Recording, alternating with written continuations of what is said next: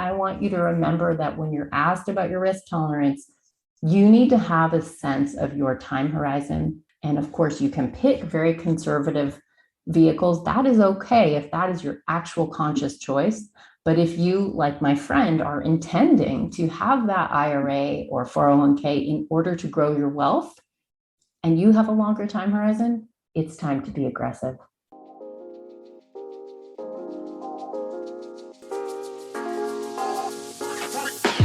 Welcome to the Sunlight Podcast. In this show, we're talking about taxes, money, and careers for self-employed people who have a big vision for changing the world with their work.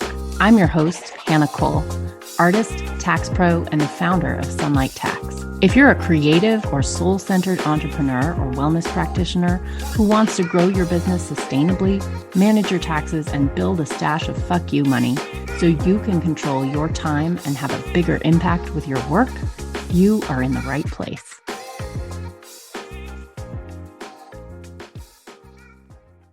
Hello, welcome. You may have noticed that I have a new intro for the show, and I just want to call attention to it for a second and explain that I am very deliberately calling in a wider circle.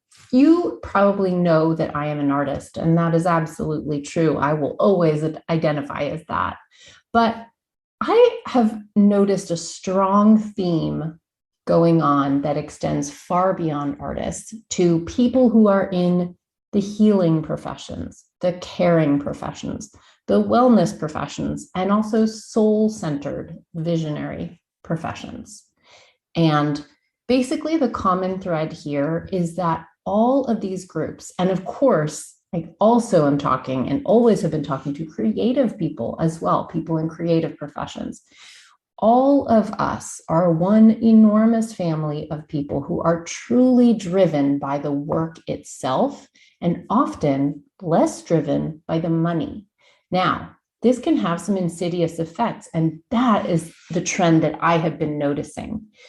Being underpaid, deprioritizing money, and normalizing not enough. This is something I see across all of those fields, not just creative fields. And lately, I have had lots and lots of people coming to me who are not artists and don't identify as creative, but they do identify as underpaid, not having grown up thinking that money was for people like them, people like me, and having a feeling where, because you're so passionate about your vision, whether that is soulful work, healing work, therapeutic work, care work, that you have tended to put money on the back burner and deprioritized it, much to your detriment. So I am calling in all of these groups of people, widening the circle deliberately on purpose. I want to welcome you if you are not an artist, not a creative person, but you identify with a mission-driven business. You are a self-employed person who has a mission. You are welcome here. If you know what invisible labor is, what emotional labor is, then this stuff applies to you, right? If you are from a historically marginalized group, whatever that is, whether it is your gender, your lack of gender, the color of your skin, your immigration status, if you have ever been in a room with money or financial people and felt like your kind of person was not represented in that space, then my work, the work that I do here at Sunlight Tax, it is for you. So I just want to call some attention to my new intro, call some attention to why I made a little adjustment in my wording, because this work is not just for creative people. This work is for all people who have felt that money was not for us, right? So welcome here. And today I want to talk about something that relates very much to that. I want to talk about the word aggressive and setting up investments. Now, this was sparked by a conversation I had just this morning. I'm on a business retreat right now, and I was having a conversation with my friend this morning, and we were talking about her IRA. She was telling me about her IRA and that she had set the portfolio to moderate growth. And I was like, wait a minute, but you're young. You're just 40, right? So you should have aggressive growth. That's what you want. And she was like, ooh, huh.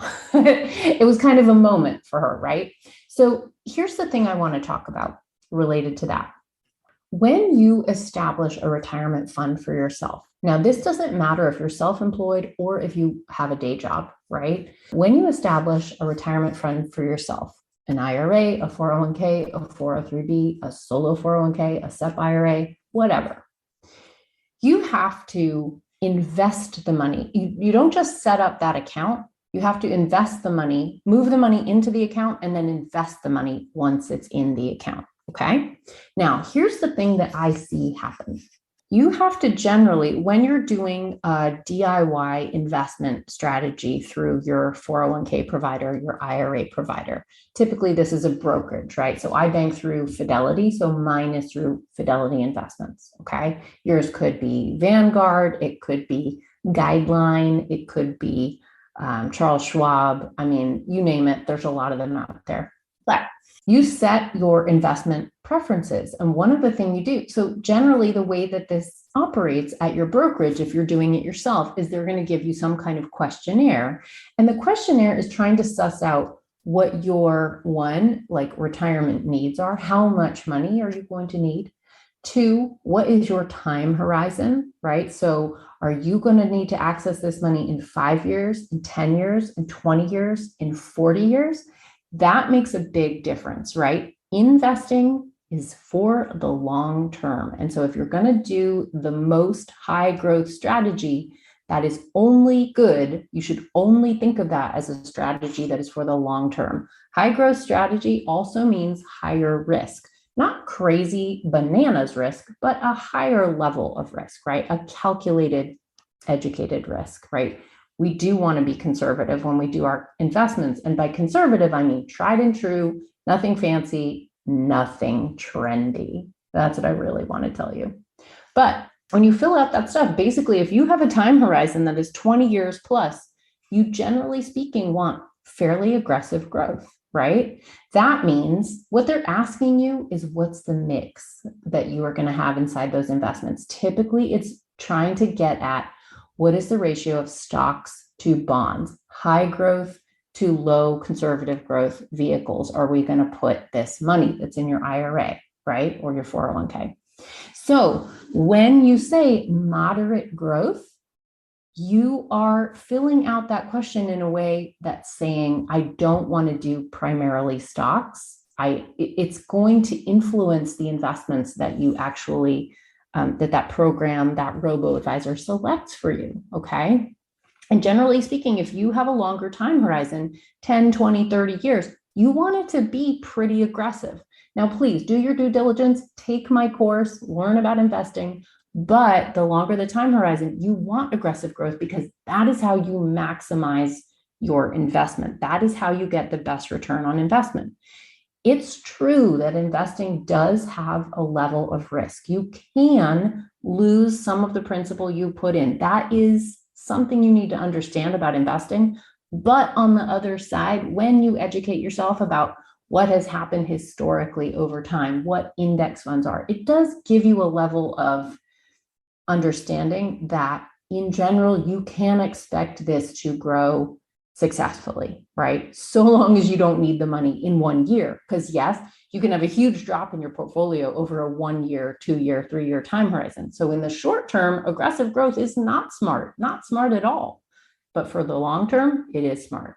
So here's the problem that I see. When you are socialized female, right? If you grew up with parents treating you like a girl, then you probably got taught, as my friend very clearly did, you probably got taught that aggression is not female, right? You probably got taught to stay away from being perceived as, from behaving aggressively, okay? So when you fill out a questionnaire, even if the smart, the educated, the thing you should definitely be doing is picking the aggressive growth, you might, like my friend, not pick that because that word itself feels off-putting to you.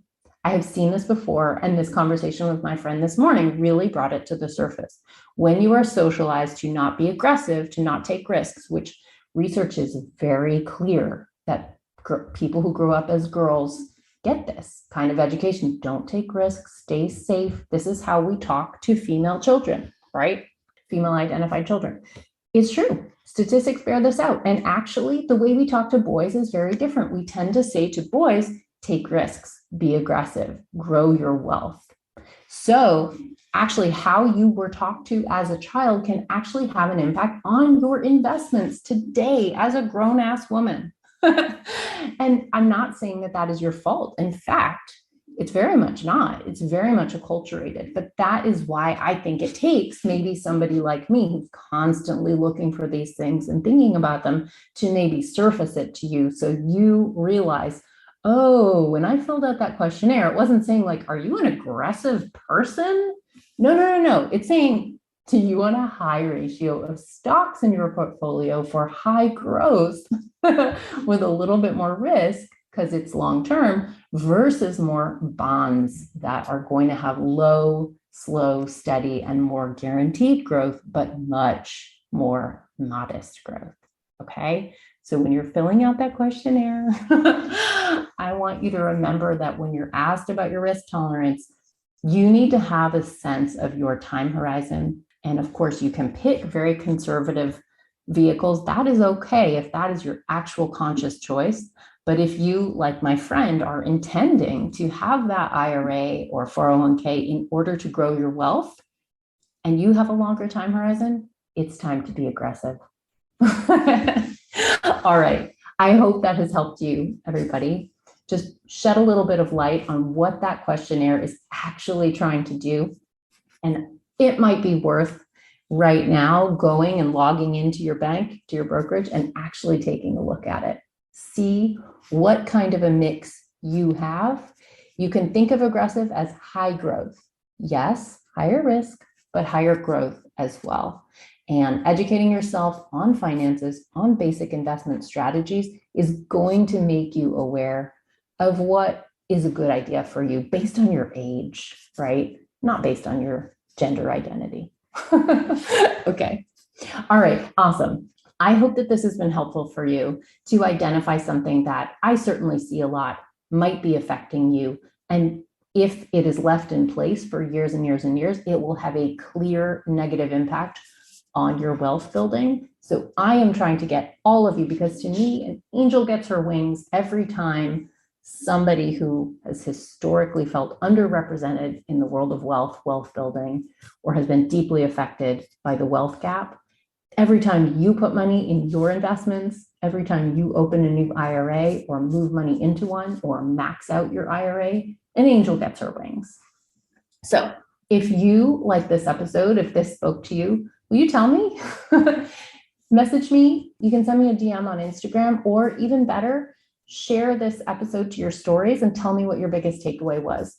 This is so valuable to me, and I tend to bring you more content on the episodes that get the most comments. So if you like this, if this was valuable for you and you want to see more episodes like this, I would love to hear from you, and I will take note. Also, if you have maxed out your IRA or opened your very first IRA in your lifetime, oh my gosh, please, please, please let me know. I will celebrate you. I might even send you a very silly video.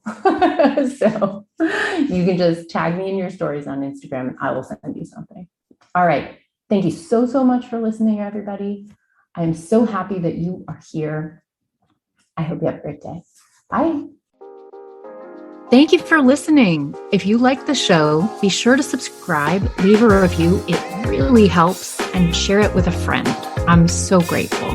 This podcast is for education and entertainment only. Nothing in this episode should be taken as individual tax or financial advice. You can find all the tools, books, and links we reference at sunlighttax.com/podcast.